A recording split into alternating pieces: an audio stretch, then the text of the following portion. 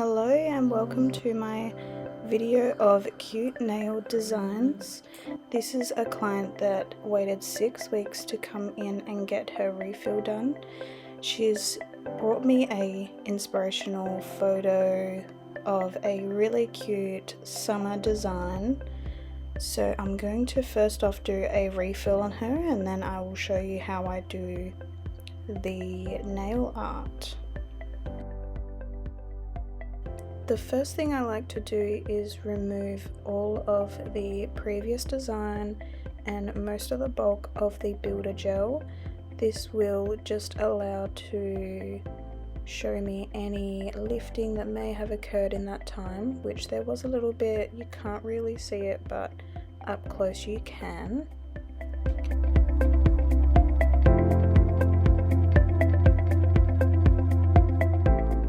This is my favorite drill bit to use to remove the product from the nail. I love it because it's got a safety bit on the top, so I'm not able to cut my client and accidentally drill into the natural nail.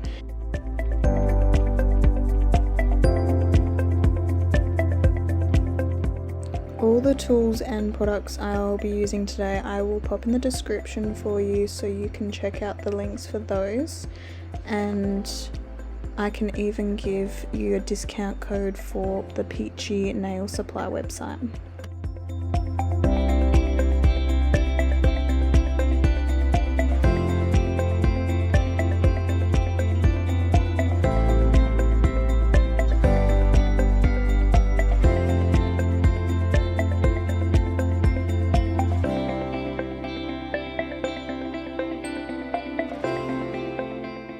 Next, I'm just going to push back the cuticles with my cuticle pusher. This is a new design I am trying out for Peachy nails.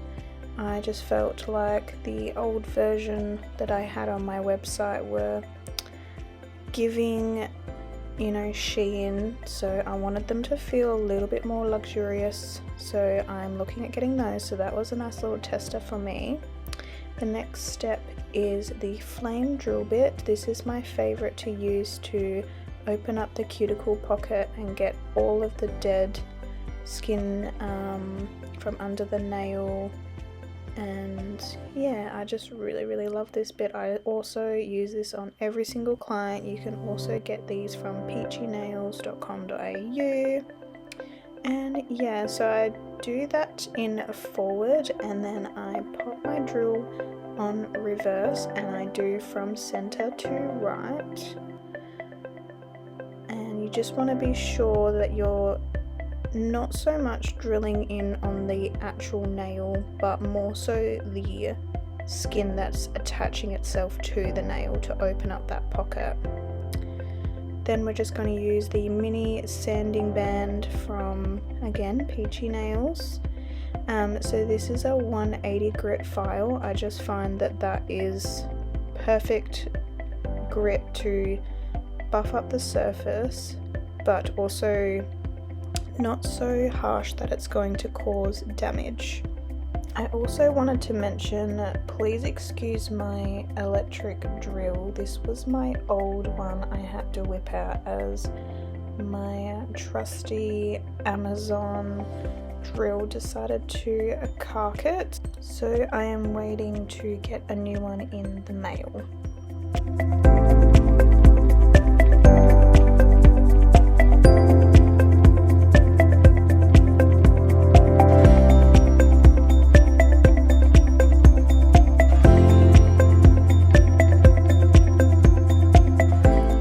These are the new cuticle clippers I'm going to be testing out as well. I just wanted to show you in real time how long it does take me, because as I was editing it I was like, wow, I am really fast, but then I remembered I have put this onto faster speeds, so that was just a little glimpse of real time, so that you know I'm not a savage on the cuticles. I do like to take my time and only get the bits that are white or super dried out that I can remove.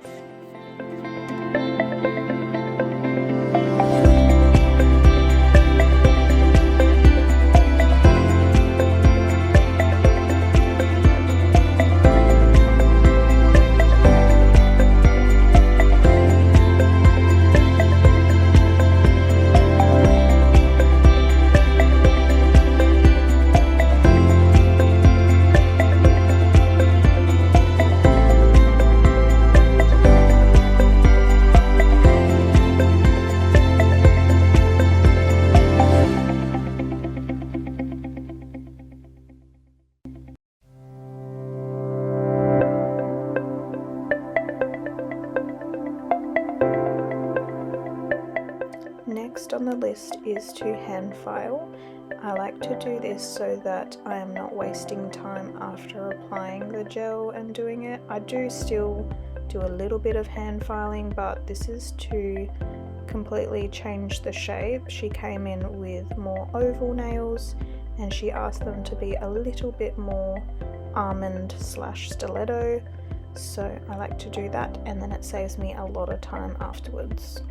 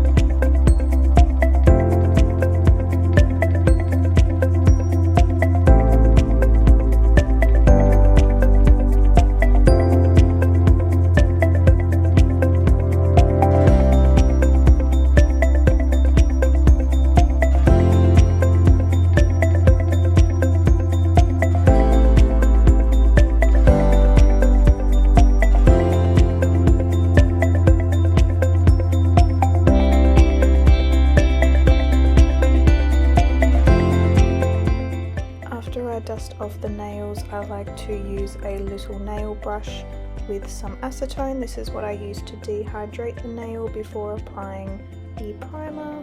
So this primer is my favorite that I've been using from Peachy Nails.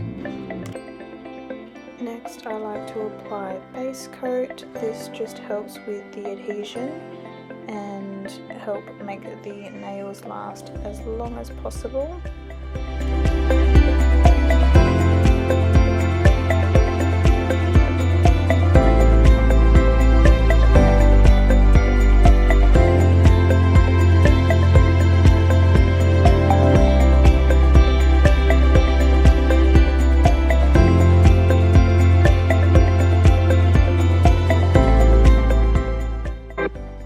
Next, I'm applying a coat of the Planet Nails Ballet. Now I apologize in advance because my head did cut into frame quite a lot through this process, and I'm still learning where to put my camera to get the best view. So I start off by doing a thin layer of the slip layer, and then I apply a medium-sized bead in the cuticle area, and I just gently kind of hover my brush over the top of the product and push it where I want it to go. So I normally go straight down the center, and then I will do the side walls, and then I will check the side view to see if there's any product I need to put more in each spot. So as you can see, I probably needed to put a little bit more into the cuticle, side view, and then I just use my brush. This is actually a ombre brush that I've decided actually works very well to apply builder gel. I use a pot of builder gel, so of course it doesn't come with a brush. So as you can see, a nice bead as the slip layer. Making sure not to touch the skin, because touching the skin will cause lifting. And then apply another dollop into the cuticle area. And just, you're more so hovering the brush over the product rather than pushing down. And then I turn my brush sideways and I kind of run up and down the nail, having a look, and it's perfect. So this is alcohol. I'm just wiping the nails over to remove the inhibition layer, and she was just telling me there that I don't think they're dry, and you get that a lot with clients. They think they're not dry because of the inhibition layer. Like I said before, I do like to go in afterwards and still hand file a little bit. This is more just as a touch up to make sure those edges are perfect. So I'll go along and do that. I've sort of gotten to the point where I'm pretty good with my application, so I don't need to go over the top with a hand file or a drill bit, but I do go in after with a buffer block. So all these hand files and all my disposables I get pretty much from Shein, because I use one on a client and then I will throw them away. I do ask them if they would like to take it home, just like you would if you were a lash tech taking a spoolie home. Some clients love it because they might break their nails or anything like that and they don't have a hand file to fix them up, so they love having it just as like a backup. So as you can see, I'm just going over with my buffer block because the gel polish we are using on the top will not stick to a smooth surface, so we just need to roughen that up. And this just as well gets rid of any little lumps and bumps if there is any.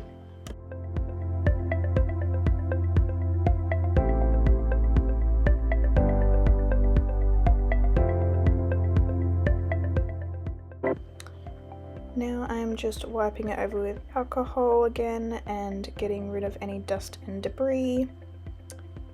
So after this we are all finished. You can top coat, but she wants a cute little design, so I'm going in with my matte top coat on the middle nail and a cute Barbie pink on the ring finger. I then applied baby yellow on the pinky and index finger.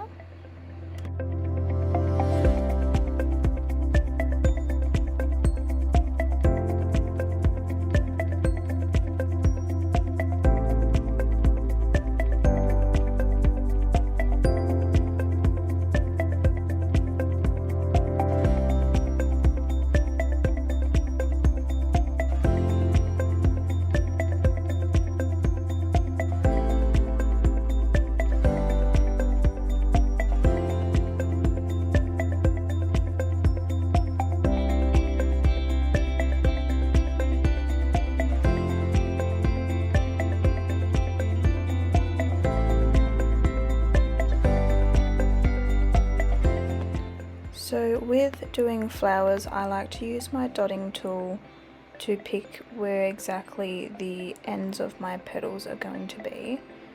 So I like to do that, and then I will draw lines straight from the center of the dots down to the middle, and then when I've finished that I will connect the petals properly. So making them thicker on the outside of the petal, and then as you go to the center making them nice and thin.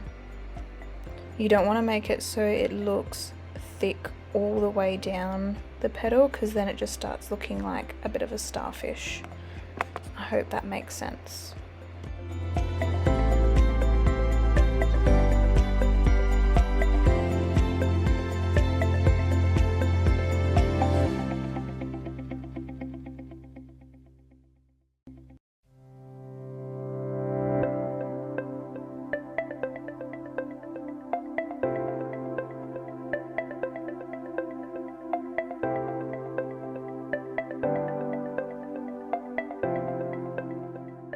Now the reason we did a matte top coat on this middle finger is to use pigment. The product just really likes to stick to the matte top coat better. If you do find that it is clumping a little bit, if your matte top coat does not dry fully, then I just suggest wiping it with alcohol and trying to use the pigments again. These brushes I found off Shein are really good for applying the product exactly where you want it. I have tried that many brushes before and I just found this one was so cheap and easy to use. The pigment is also off Shein as well, so that's really nice and pigmented. I did try and use eyeshadow, but I think the one that I was using was a little bit too cheap, so the pigment was just not there. So on this hand it's like a half flower design, so I'm drawing 3 petals and just connecting them all to the center of the side of the nail. So I'm sorry if you couldn't see, and it did just jump a scene there, and that's because my head was in the way the whole time, and I'm sure you didn't want to see my head, but anyway, if you want me to do a bit better detailed video on how to do petals, let me know. So this finger here is a blooming gel flower. So I used blooming gel, popped my colour exactly where I wanted it as petals, and then I cured it for literally a second. It's just so the product stops working with the blooming gel, but I'm still able to create little points so that it does look like a petal and not just 5 little blobs on a nail. And then I added some cute little centerpieces. And then next we will be doing the 3D little dots. We were going to do 3D gel on the flowers as well, but we did run out of time. So that's okay, we can work with what we've got. So I like to top coat first and then apply the dots of the 3D gel on top, as they are no wipe as well, so they don't have a sticky layer on them. So you simply get a dotting tool and your 3D gel, or this one is actually a crystal adhesive gel, and she's just showing me where she wants them. And that is the end of the tutorial. If you found this helpful, please give it a like and subscribe. It really helps me, and I'll see you in the next video.